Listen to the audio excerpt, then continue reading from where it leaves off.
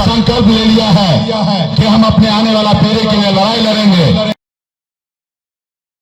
निषादों के आरक्षण की मांग को लेकर निकले सनफ मल्ला वो बिहार सरकार के पूर्व मंत्री आज बेलागंज पहुंचे हुए थे, जहां पर उनका जबरदस्त स्वागत हुआ। इस स्वागत के बाद मुकेश सहनी और ज्यादा अपना शक्ति प्रदर्शन करने लगे, साथ ही साथ हाथ में गंगा जल देकर निषादों के आरक्षण की बात करने लगे। आपको बता दें कि मुकेश सहनी कहते हैं कि हम एकजुट हुए तो बिहार में अपने दम पर सरकार बनाएंगे। सहनी की संकल्प यात्रा गया पहुंची, लोगों ने संकल्प यात्रा कराकर वीआईपी को समर्थन भी दिया। विकासशील इंसान पार्टी के प्रमुख और बिहार के पूर्व मंत्री मुकेश सहनी संकल्प यात्रा के दौरान गया पहुंचे हुए थे और गया में उन्होंने निषादों के आरक्षण की बात करते हुए क्या कुछ कहा है वो सुनिए। आज आपके बच्चे के लिए कौन लड़ेगा?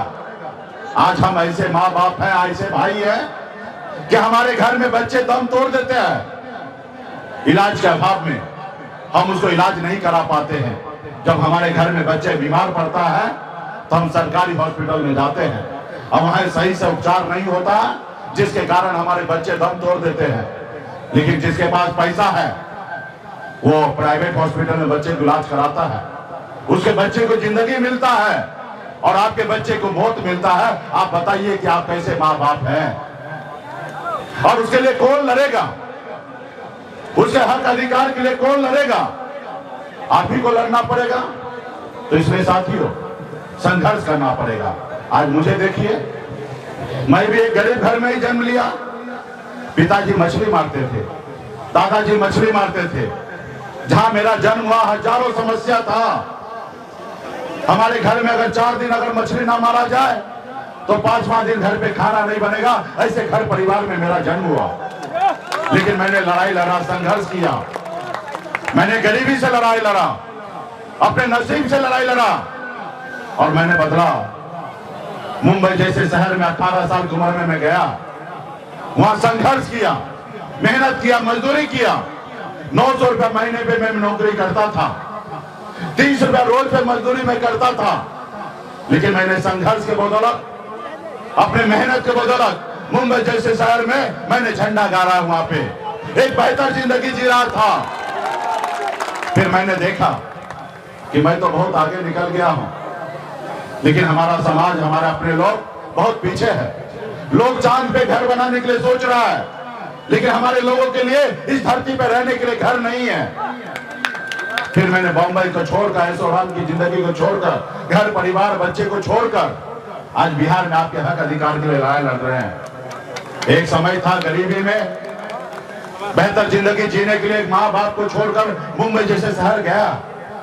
और जब मेरे पास सब चीज है तो आज भी अपने बच्चे परिवार को छोड़कर आपके लिए लड़ाई लड़ रहा हूं, क्योंकि आपको मैं अपना समाज जात नहीं मानता, मैं आपको अपना परिवार मानता हूं। आज बताइए ना, आजादी के 77 साल हो चुका है, आज तक कोई आया आपसे लड़ने के लिए? नहीं आया। और आने वाला 100 साल तक भी आपके बच्चे के हक अधिकार के लिए कोई लड़ने के लिए नहीं आएगा। मैं आपके लिए लड़ने के लिए इसलिए आया हूं क्योंकि मैं आपका भाई, आपका बेटा हूं और इसलिए मैं लड़ाई लड़ रहा हूं। आज अगर मैं ब्राह्मण या भूमियार या यादव जी होता तो मैं आपके लिए नहीं लड़ाई लड़ता। मैं निषाद का बेटा हूं, अपने आप को कहता हूं कि मैं सनफ मल्ला हूं, इसलिए आपके लिए लड़ाई लड़ रहा हूं साथियों। तो साथियों अपनी वोट की ताकत को समझिए। आज यूपी, बिहार, झारखंड में हमारे पास ऐसी शक्ति, ऐसी ताकत है। 15% वोट है साथियों हमारे पास। जो हमसे दोस्ती करेगा वो 60 लोकसभा सीट जीतेगा और जो हमसे दुश्मनी करेगा वो 60 लोकसभा सीट हारेगा। ये हमारे पास ताकत है साथियों। जैसे हनुमान जी के पास शक्ति था, लेकिन पता नहीं था कि उनके पास शक्ति है। जब हनुमान जी को एहसास दिलाया गया कि हे प्रभु आपके पास अपरंपार शक्ति है, जब हनुमान जी का एहसास हुआ तो वही हनुमान जी 7 समुद्र पार जाकर रावण को, लंका को जलाने का काम किया साथियों। रावण को लंका को जलाने का काम किया। वही शक्ति, पावर आपके पास है। अगर जिस रोज पूरे बिहार, यूपी, झारखंड में निषाद का बेटा अगर एक साथ हो जाए तो बिहार ही नहीं दिल्ली को आप कब्जा कर सकते साथियों, दिल्ली को कब्जा कर सकते साथियों। लेकिन इसके लिए संघर्ष करना पड़ेगा, लड़ाई लड़ना पड़ेगा, पसीना बहाना पड़ेगा।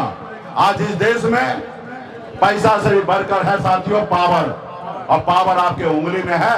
सिर्फ जरूरी है कि अपने लिए वोट बटन दबाइएगा तो पावर आपको मिलेगा साथियों। जैसे हमारे यादव भाई ने अपने लिए पावर वोट गिराया तब लालू प्रसाद जी मुख्यमंत्री बने साथियों। आज बताइए ना, आज बरसों से हम लोग गरीब हैं, लड़ाई लड़ रहे हैं, संघर्ष कर रहे हैं, हमको आरक्षण नहीं मिल रहा। लेकिन वही मोदी जी का आरएसएस का सरकार बना, 2014 में आए, बोले हम अच्छे दिन लाएंगे, एक पिछड़ा का बेटा देश का प्रधानमंत्री बन रहा है। लेकिन आपको क्या मिला? आपको 5 किलो चावल मिल रहा है। वो आपको गुलाम बनाना चाहता है कि ताकि आप हमेशा गुलाम बन के रहे। और नौकरी आपने देखा, ईडब्ल्यूएस 10% आरक्षण, सामान्य वर्ग को आरक्षण दे दिया गया, ब्राह्मण, भूमियार, लाला को दिया गया। जो 8 लाख कमाने वाले को आज भारत सरकार गरीब मानता है, लेकिन निषाद का बेटा अगर 1 लाख रुपया भी नहीं कमाता उसको गरीब मानने के लिए तैयार नहीं है। आज 8,000 रुपया महीना एक निषाद का बेटा नहीं कमा पाता है, साल में 1 लाख रुपया भी नहीं कमाता है, उसको आज भारत सरकार गरीब नहीं मानता है। लेकिन आज ब्राह्मण भूमियार का बेटा को 70,000 रुपया महीना कमाने वाले को आज गरीब मान रहा है साथियों, गरीब मान रहा है। ये कैसे हुआ? ये वो पावर मिला इसलिए हुआ, और ये पावर आपके पास है। ये पावर अपने लिए इस्तेमाल कीजिए और निश्चित तौर पे बदलाव होगा। आप बताइए ना, बंगाल में आरक्षण है, बिहार में क्यों नहीं? जब दिल्ली में निषाद को आरक्षण है तो बिहार में क्यों नहीं?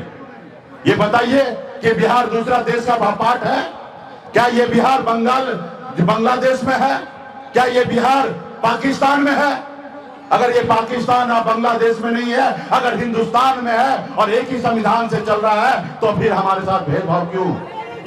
क्योंकि आपने लड़ाई नहीं लड़ा, आपने संघर्ष नहीं किया, जिसके कारण आज आप मझधार में फंसे हैं साथियों।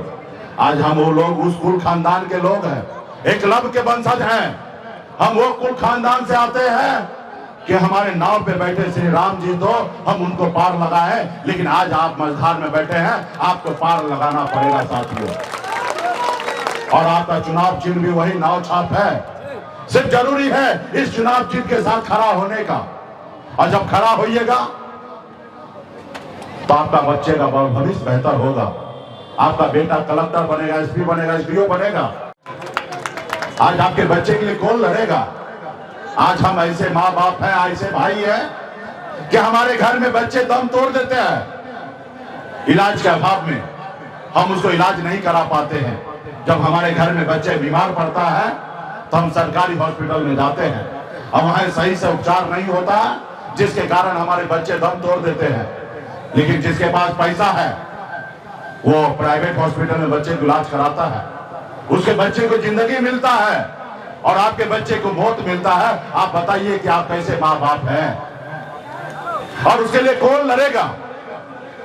उसके हक अधिकार के लिए कौन लड़ेगा? आप ही को लड़ना पड़ेगा। तो इसलिए साथियों संघर्ष करना पड़ेगा। आज मुझे देखिए, मैं भी एक गरीब घर में ही जन्म लिया। पिताजी मछली मारते थे, दादाजी मछली मारते थे। जहां मेरा जन्म हुआ हजारों समस्या था।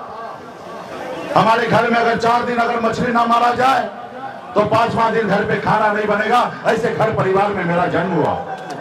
लेकिन मैंने लड़ाई लड़ा, संघर्ष किया, मैंने गरीबी से लड़ाई लड़ा, अपने नसीब से लड़ाई लड़ा और मैंने बदला। मुंबई जैसे शहर में 18 साल की उम्र में मैं गया, वहां संघर्ष किया, मेहनत किया, मजदूरी किया। 900 रुपया महीने पे मैं नौकरी करता था, 30 रुपया रोज पे मजदूरी में करता था। लेकिन मैंने संघर्ष के बदौलत, अपने मेहनत के बदौलत मुंबई जैसे शहर में मैंने झंडा गाड़ा, वहां पे एक बेहतर जिंदगी जी रहा था। फिर मैंने देखा कि मैं तो बहुत आगे निकल गया हूं, लेकिन हमारा समाज, हमारे अपने लोग बहुत पीछे है। लोग चांद पे घर बनाने के लिए सोच रहा है, लेकिन हमारे लोगों के लिए इस धरती पे रहने के लिए घर नहीं है।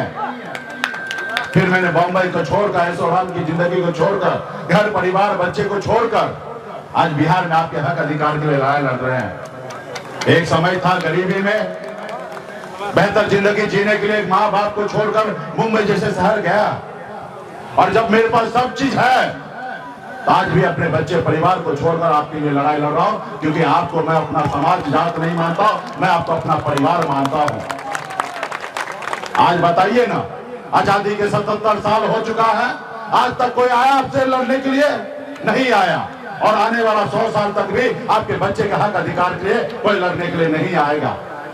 मैं आपके लिए लड़ने के लिए इसलिए आया हूं क्योंकि मैं आपका भाई, आपका बेटा हूं, और इसलिए मैं लड़ाई लड़ रहा हूं। आज अगर मैं ब्राह्मण या भूमियार या यादव जी होता तो मैं आपके लिए नहीं लड़ाई लड़ता। मैं निषाद का बेटा हूं, अपने आप को कहता हूं कि मैं सनफ मल्ला हूं, इसलिए आपके लिए लड़ाई लड़ रहा हूं साथियों। तो साथियों, अपनी वोट की ताकत को समझिए। आज यूपी, बिहार, झारखंड में हमारे पास ऐसी शक्ति, ऐसी ताकत है। 15% वोट है साथियों हमारे पास। जो हमसे दोस्ती करेगा वो 60 लोकसभा सीट जीतेगा, और जो हमसे दुश्मनी करेगा वो 60 लोकसभा सीट हारेगा। ये हमारे पास ताकत है साथियों। जैसे हनुमान जी के पास शक्ति था, लेकिन पता नहीं था कि उनके पास शक्ति है।